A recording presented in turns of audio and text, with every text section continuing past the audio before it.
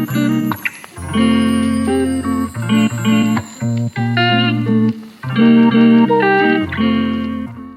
everyone and welcome to Linger Longer with Books. My name's Kathryn and in this week's video I'm going to take you along with me to Winchester Books Festival.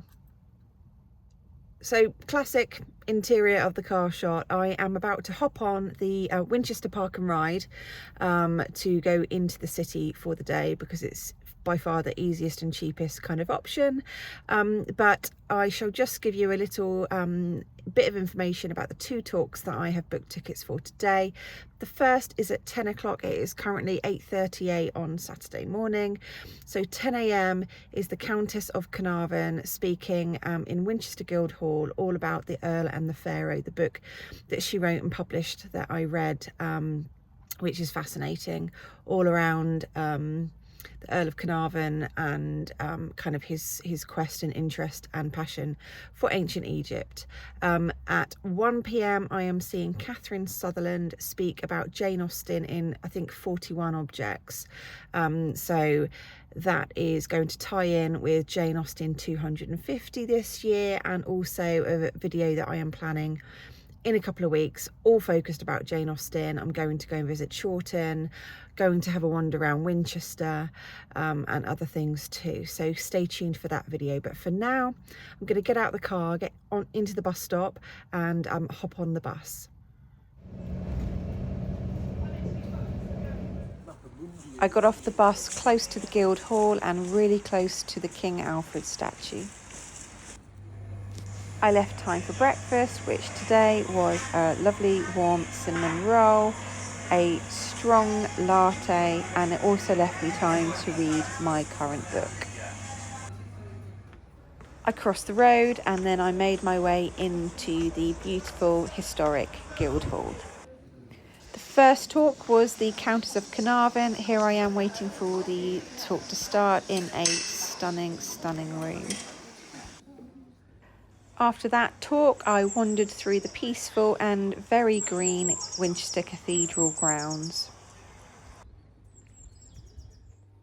I made an unplanned stop at the Deanery bookstore, which is full of brilliant second-hand books. I really do recommend a visit if you're in the area at all.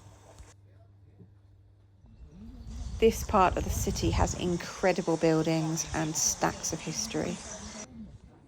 Here is Winchester's most famous independent bookstore, P&G Wells.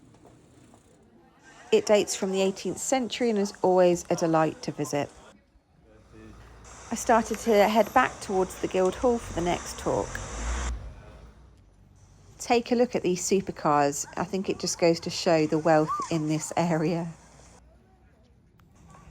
But for now, let's take in the beautiful flowers and the grounds of the cathedral together. And yes, I did have my hummus and falafel on a bench soaking in the views.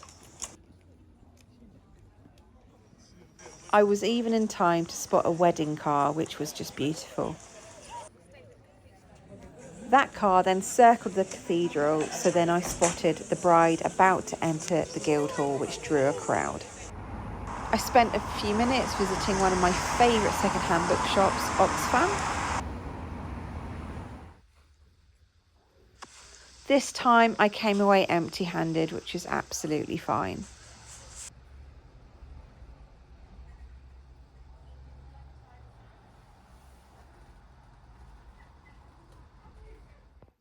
So it's a little bit later in the day. I'm now home from Winchester Books Festival, and I thought that I would hop on here to basically kind of piece the pieces of the puzzle together, because I couldn't film in either of the talks that I went to that I mentioned earlier before I got on the Park and Ride bus.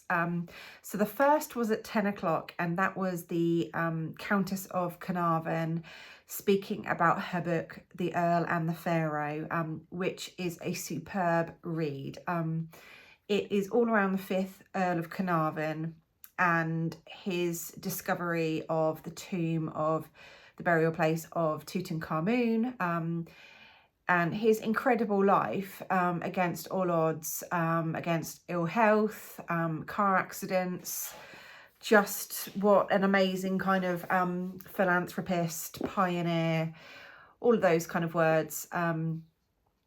Just what an incredible man he was. And as the history books go to tell us, he discovered Tutankhamun's tomb alongside Howard Carter.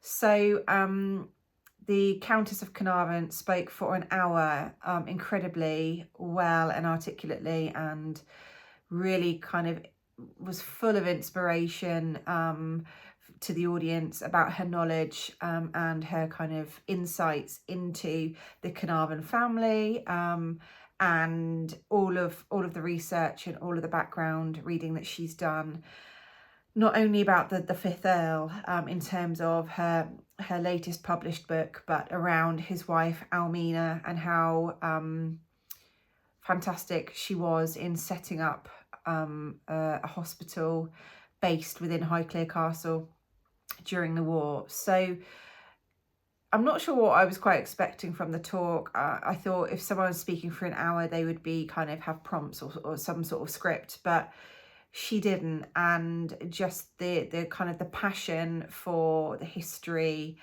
and the storytelling kind of oozed out of her. And I did say to my sister earlier when we spoke on the phone that if only kind of every university lecturer was like that, or teacher, then it would absolutely inspire many people to go and discover more about sort of generations past or periods of history that perhaps are still yet to be tapped. So yeah, that was the 10 a.m. call. I didn't buy the book because I'd listened to the audiobook. It was probably, well, it's definitely within the last 18 months because it's been a while I've been in my house. But probably about a year ago or so, I listened to it. And for anyone who is keen to kind of get hold of the audiobook copy, the Countess narrates it, which makes it even more kind of special. But I would absolutely recommend that you pick up a copy. I'm sad to say I don't own a physical copy of it. That may well change. It's full of detail, full of kind of insights from that period in British history and that kind of exploration in terms of Egyptology. So absolutely, I'd go and get a copy. That's what I would recommend. Then the second talk that I went to, which is where you will have seen me kind of starting off with a Countess's talk and then sort of wandering around Winchester for a little bit and then going back to the Guildhall, was the 1 o'clock talk, which was ticketed. All of the events were ticketed, and that was to see Professor Kathryn Sutherland talk about Jane Austen and her book, Jane Austen in 41 Objects. And there was absolutely no way that I was going to come out of that talk without the book. So I shall show it to you here.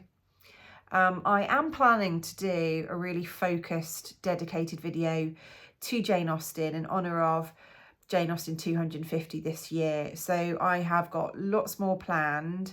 During my wanderings around Winchester, I did go and film quite a few bits that I'm going to keep specifically for that video. So stay tuned. It will be here on my channel. I will be putting kind of teasers probably over my social media, so my Instagram and possibly my Facebook as well, but mainly my Instagram, TikTok more with Book Talk. If you want to follow me on any of those channels, I'd really appreciate your support, and I hope that you find my content on any of my channels really fun and interesting. But anyway, back to this particular talk. Well, as soon as I saw the title of the talk, I knew that I wanted to book a ticket because Jane Austen really interests me.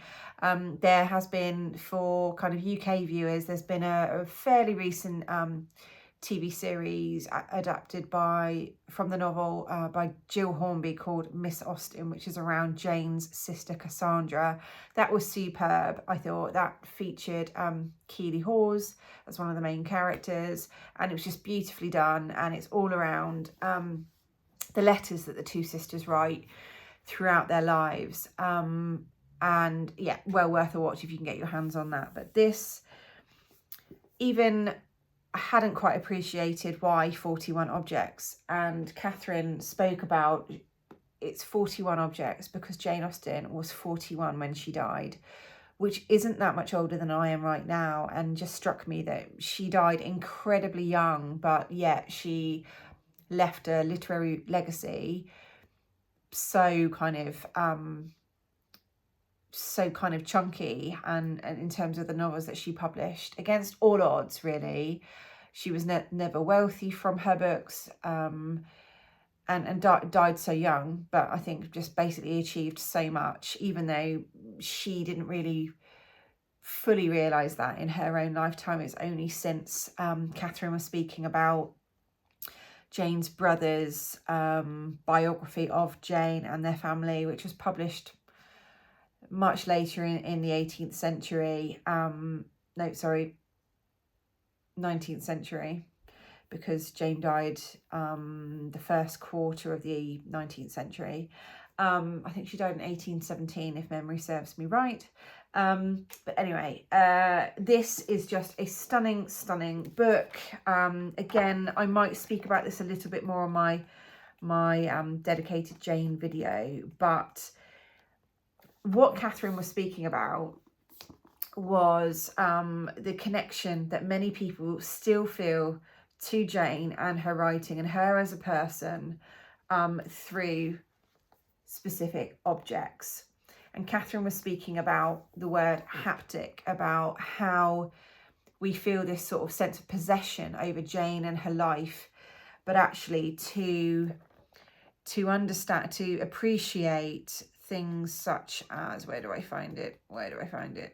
Bear with me. I'm trying to find things like the Austen family quilt, where we know that would have been on some of their furniture, on some of their beds, that we actually feel that connection, and that is what the word haptic means, to know that there are shawls, or if I can find it, oh, why is it escaping me now, a muslin shawl, there you go, that Jane would have worn, would have touched, her scent would have been on it. It's the power of that kind of connection, I think. What else do we have here? I don't want to spoil everything, or even though these are Marianne Knight's dancing slippers. Kathryn was speaking about Jane's personal love of dancing and kind of what that symbolised in her life. I'm just flicking through to see, I don't want to give all of it away right now, but it was incredibly moving talk, and really eye-opening, informative. It was a sold-out talk. We were told as an audience that there had been sort of requests to live stream it all around the world, but that wasn't possible just because of the location in the Guildhall, and probably all sorts of technical reasons that we're not privy to. But anyway, that was the second talk that I went to today. I'm really happy with the two talks that I booked to see, the Countess of Carnarvon and Kathryn Sutherland. I'm just really thankful that I have Winchester Books Festival within a half an hour drive of where I live. There were lots and lots of people of different ages, mainly women, if I'm honest. There were quite a few men, but especially for the Jane talk, I don't think I saw, I think there was one man who asked a question way behind me in the back. So very few men for Jane Austen, sadly. But anyway, I'm going to wrap this video up here. I think in honour of, let's do Jane Austen. You know that I kind of do a bit of a shout out in each of my videos about, to let me know that you've watched this far by sort of leaving me an emoji in the comments box. So why don't you leave me a bonnet or a plate emoji in honour of Jane Austen, given it's an anniversary year for her. But yeah, there we go. I hope you're all doing really well. Let me know if you've either read The Earl and the Pharaoh, if you're interested in ancient Egypt or Egyptology, if you've read any great books on that subject matter. Equally, if you are a Jane Austen fan, Do you have a favourite novel of hers? Are there any sort of non-fiction books or perhaps papers or programmes that you've watched that you could recommend to me? Let me know in the comments below, because I'm always interested. I will be heading to Chawton, returning to Chawton, to Jane Austen's house, as part of that dedicated video to her very soon. That should be coming out in the next couple of weeks, so stay tuned for that.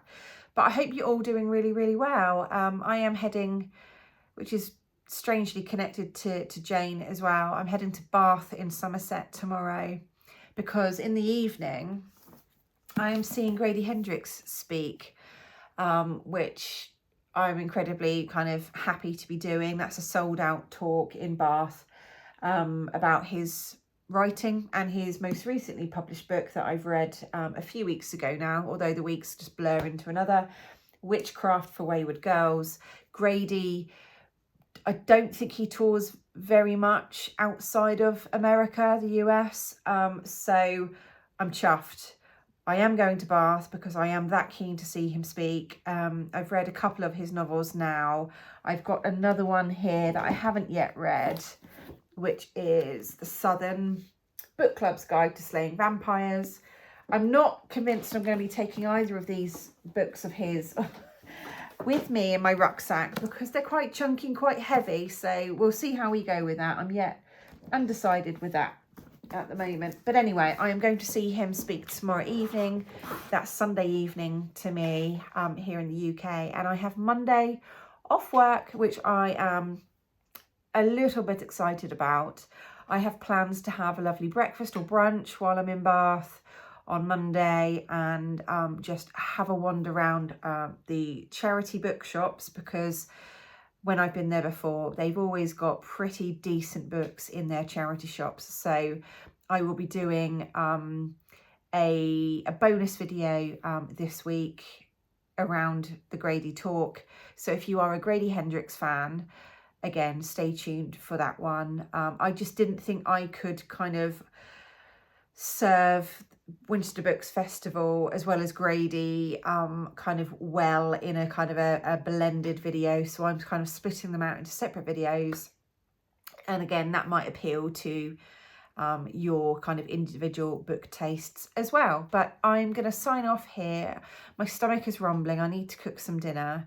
But yeah, I hope you've got some time set aside this coming week for a few pages or a few chapters, whether that's your paperback, hardback or audiobook. But yeah, thanks once again for watching this far and taking the time to kind of support my channel. If you're not yet subscribed to my channel, I'd really appreciate you hitting the subscribe button, the like button. Like I said, leave me some nice comments, some chatty comments in the box below. And also, while you're there, maybe if you're talking to friends, colleagues, family members about kind of bookish things, please consider sort of telling them about my channel, because I'd really love to reach as many lovely bookish people out there like you as possible. So yeah, I shall say goodbye, and I shall see you in my next video, which will be in a couple of days, not next week. So there's going to be a bonus video. I think that'll be Monday evening, which is my normal publication time. I'm just technically, the Jane and the Winchester video is a bonus video this week, but there'll be 2 videos in the next few days. So yeah, take care, and I shall speak to you soon. Bye.